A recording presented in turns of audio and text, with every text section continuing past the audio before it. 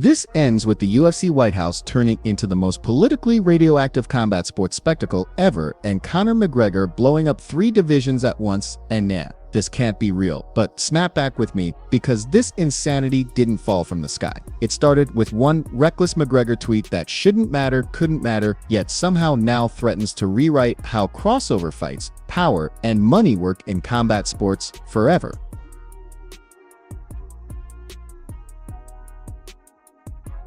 Conor McGregor didn't just tease Floyd Mayweather again, he cracked open a door the sport spent years trying to weld shut. And the moment he typed White House and MMA in the same breath, I knew something ugly was coming, because Conor doesn't joke without intention, he doesn't poke legends for fun, and if you think this is random, then you're already behind and missing the real panic setting in backstage right now. Conor McGregor's silly tweets still get headlines.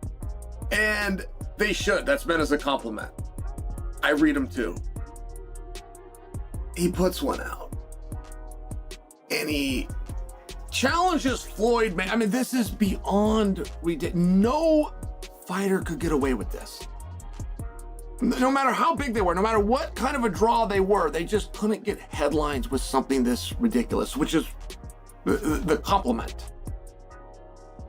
He says, oh, hey, Floyd, you said you were going to do an MMA fight at some point. I hear the White House is nice in the summer. So Conor's challenging Floyd Mayweather to an MMA fight at the White House. Everyone laughed at first, called it silly, ironic, classic Conor nonsense. But that laugh dies fast when you realize nobody else on earth could tweet something this absurd and bend headlines globally in minutes. And that's not humor. That's leverage, that's power. And I'm telling you, somebody behind the scenes saw those numbers spike and started calculating something dangerous they haven't admitted yet. It's 2026 and Conor McGregor is calling out Floyd Mayweather for an MMA fight. Conor says, Floyd Mayweather, when you are ready for that promised MMA bout, I am here. The White House is nice in the summer, I heard. Just kidding, Mike. Although I could fight both in the same night. Floyd, MMA, easy, 10 seconds. This is obviously a joke, but at the same time, why is Conor even saying this? Leave a comment on what you think about this. I don't think he's going to fight still. There's just something about this just doesn't seem right. Posted a bunch of training footage. I just don't trust it. I mean, it's been, it's 4.5 years now. In other news, Dominic Cruz is confident John Jones beats Tom Aspinall. Tom Aspinall faced guys that couldn't really wrestle. I do believe after watching this fight of Tom Aspinall and Cyril Gane that Jones will wrestle Aspinall for sure, no doubt in my mind. I mean, what the fuck is this take? They didn't even wrestle. They struck the whole time. And in my opinion, I don't think John, currently as it stands now, being almost 3 years older than the last Cyril Gane fight, that he would even beat Cyril Gane. Dom's just out here saying shit. How you guys feel about this? Do you think John could beat Tom Aspinall? Comment. Conor circling June 14th, like it's destiny, isn't coincidence either, because the White House card isn't just another event, it's a symbol, a flex, a moment designed to scream legitimacy, and sliding Floyd Mayweather into that environment as an MMA target isn't about fighting, it's about dominance, optics, and forcing the UFC and boxing to kneel to one man's chaos. Hey, who's gonna be 55 here, man? I think I'm a fighter. Do you know what resonates with me, Mike, when you made your comeback? You were asked the question, what would Kuss say? What would Kuss the Mato say? He'd be so happy. What would Kuss say now that you're back, that you're finally returning? He said, what took you so long? Yeah. And that made me go like that. I'm never bound out. Fight till the end until we meet God, the creator. What made me take so long? Why did I wait to 55? Now imagine. Why couldn't I just say, boom, let's get serious? And that light work in that ring. Light work. You know what I mean? It was a spar, for sake. Do 10 more of them. Do 10 more of them. Here's the part nobody wants to say out loud. Conor tagging Dana and the UFC wasn't hype, it was pressure, public pressure, the kind that traps executives into answering questions they don't want asked yet. And if you think Dana hasn't already had uncomfortable phone calls about this, then nah, you're lying to yourself, because this smells like something being negotiated before we ever hear about it. I want you to put a percentage number on it. What are we at? Where are we at on this thing happening? Conor McGregor, Michael Chandler walking out South Lawn, main event at the White House. I mean, I think the odds are higher than they ever have been at this point. It's no secret, obviously. I want to fight Conor, and I think it's no secret by the things that he's posting, the interviews that he's doing. Posted a video of me and him and our highlights and all that kind of stuff a week or so ago. He wants to fight me. I want to fight him. He wants to fight at the White House. Conversations are being had. I think things are moving in that direction, but we're never going to know when this thing's going to be announced. So we will see. All I know is I'm going to start training here very soon, like laser focused on June, whatever it is. And we'll see how it plays out. What do you mean then? What do you mean conversations are happening? Who's having conversations? What's going on in those conversations? Conversations are happening, man. You know, it's just, I'm trying to make this thing happen.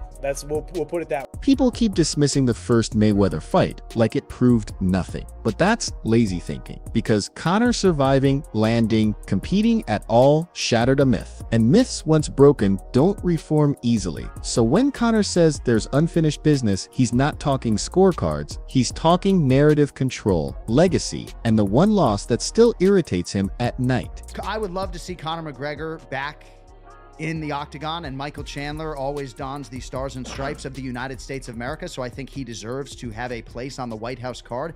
But that matchup, to me, it's not a bout of consequence for me in the lightweight division. They'll probably fight at fucking 170. I just would rather see Conor fight Nate Diaz or Mauricio Rufy, or I don't know, somebody else. Then Mike Tyson enters the picture, and this is where it gets eerie, because Tyson's comeback wasn't about winning. It was about permission, about reminding legends they don't need approval to return. And when Tyson said Cus would ask what took so long, something clearly snapped inside Conor, and yeah, I don't think we've seen the full version of that yet. Boxing Dr. News. Floyd Mayweather and Manny Pacquiao might fight again in 2026, both pushing 50. Oscar De La Hoya predicts Floyd wins, citing his obsession with staying in shape. Pacquiao recently fought to a draw at 46. Their 2015 fight broke records but was boring. The question remains, would this be a real fight or just an exhibition for money? At their age, it's pure entertainment. If legit with real rules, De La Hoya favors Floyd. Would you watch two legends in their late 40s fight one more time? People forget how long Conor's been gone, and they underestimate how dangerous that kind of hunger mixed with resentment can be, because injuries don't just damage bodies, they rot patience, and every canceled comeback, every broken toe, every delay piles pressure until the release becomes explosive and sloppy, and maybe career-ending for someone standing across from him. Oh man, what a stuffy Cormier really is. I think if you really get to know Daniel Cormier, he's really not. Yeah, it was nice. He's an ass. He was an ass. I mean, he didn't really connect with any of the fighters here. He's just an ass. Michael Chandler hovering around this situation isn't accidental either, because Chandler smells opportunity like blood and water. And when he says conversations are happening without saying who's talking, that vagueness is terrifying, because it means negotiations exist in shadows, and shadows are where promises get twisted and someone always ends up betrayed. Being around John Jones it's different because we had such a bad history, but the reality is I'm done fighting now, and it's like that part of it's gone, so it's not nearly as nasty. But I think that we've done a good job of being professional as much as we can. Obviously we argue a lot, but that's just the status of our relationship. But I think that we've gotten to a point in our lives where we can be in the same area without trying to fight each other. John Anik dismissing the matchup sounds reasonable until you hear what he's really saying, that this fight means nothing competitively, which is true, but meaning nothing competitively while meaning everything financially is how the sport fractures. And once fighters realize rankings don't matter, but attention does, the entire structure starts shaking hard. I tried to make peace with him many times, and he made it very clear that he wants to be enemies for the rest of his life because how lucrative it is. And he's just a, I don't know. There was moments where we got to laugh, but for the most part, he's a, you look at the way that he treats his staff members. He brought like 10 yes men out with him and literally, go get me my water. Where's my this? Why is that this? It was just, he just bosses guys around, and the times we weren't filming, he wasn't very sociable with the people on set. He's just a, I think people that really work with him knows that.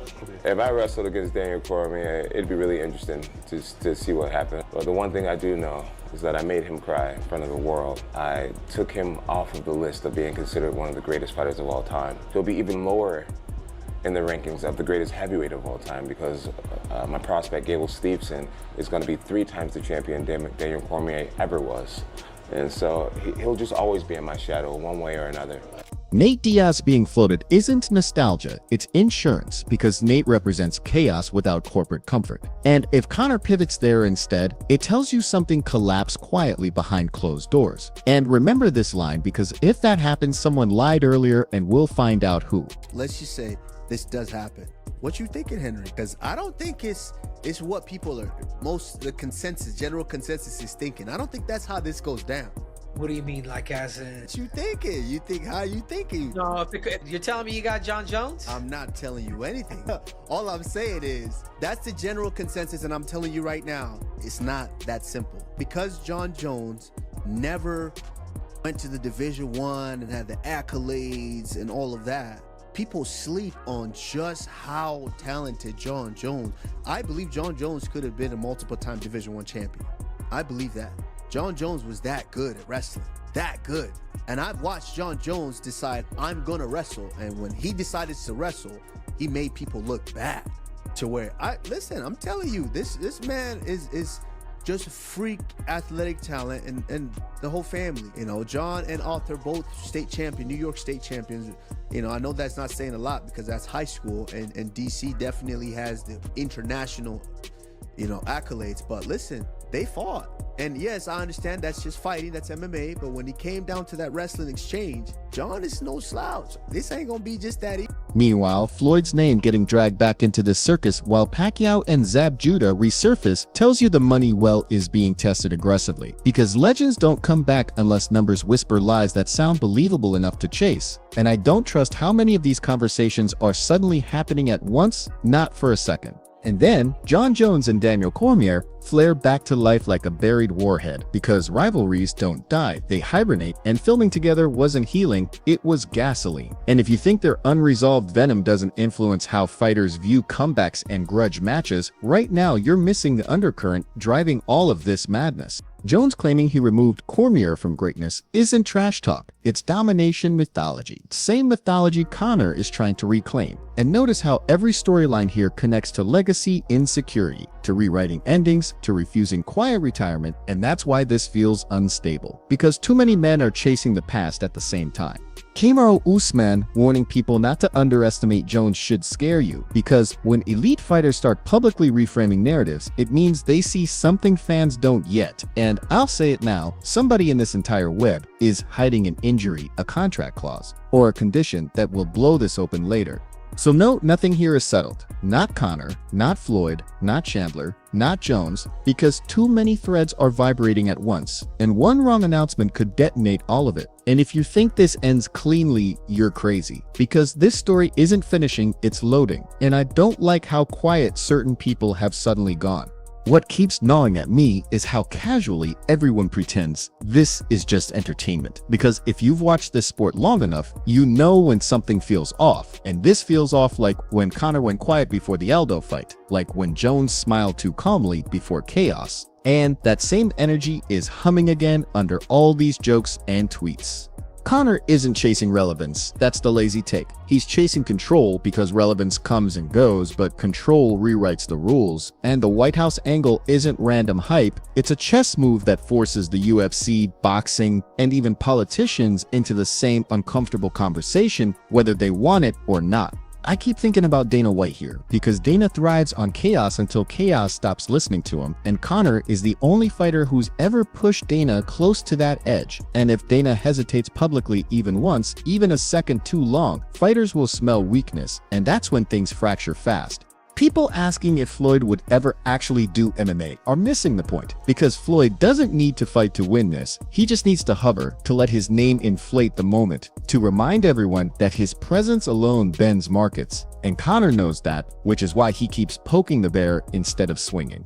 And let's be honest, the Tyson influence scares me more than it excites me, because Tyson's return showed that legacy doesn't protect you from exploitation, it just makes you more valuable to the machine, and if Conor is using that as fuel, then someone around him should be hitting the brakes hard.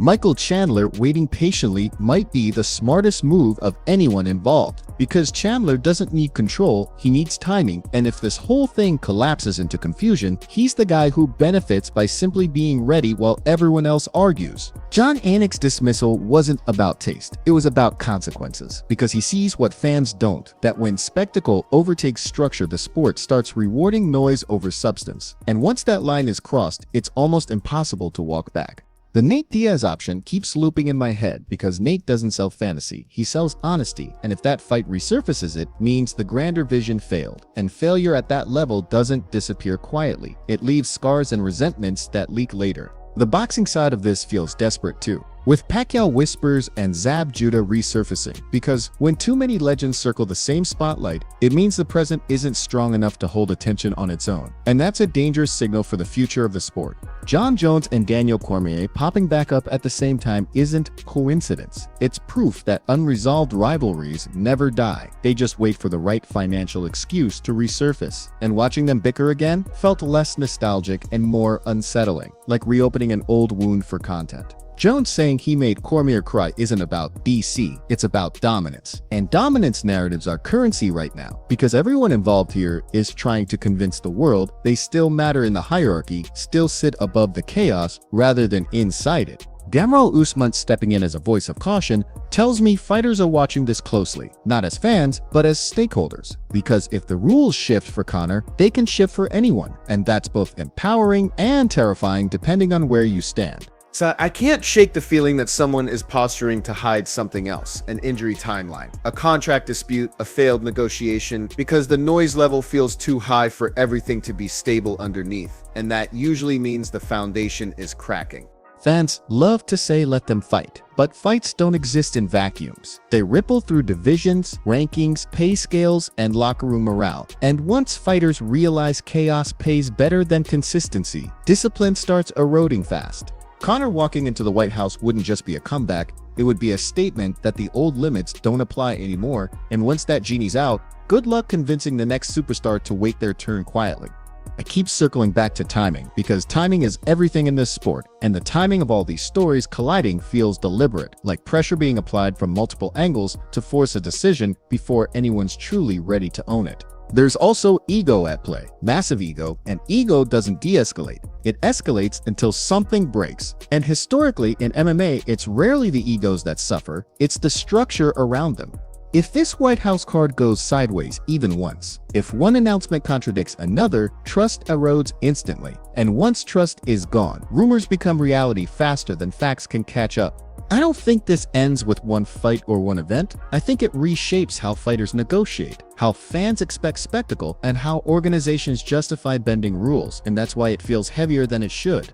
And the scariest part is this, we're still in the quiet phase, because once confirmations start dropping, once names are locked, the real chaos begins, and by then, it'll be too late to pretend this was ever just another silly Conor moment.